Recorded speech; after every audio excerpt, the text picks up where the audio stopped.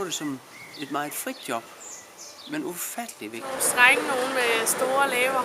Ja, nej for det. Bare jeg ikke skal være det. Altså, du kan selv vælge, hvornår du vil forberede, om det er klokken 8 om aftenen, eller det er klokken 2 om eftermiddagen, eller du vil hente dine børn i institution klokken 2. Hvad tænker du om lærere? At man altid kan blive lærer. Men jeg tror ikke rigtig, det er sandt.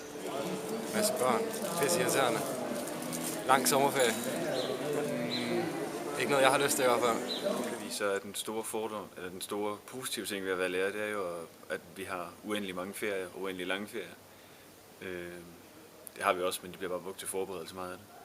Og jeg er egentlig lidt små irriteret over den måde, at der skal ressourcer, dem skal der skæres på inden for det der undervisningssystem. Og det tror jeg simpelthen ikke holder i vores samfund.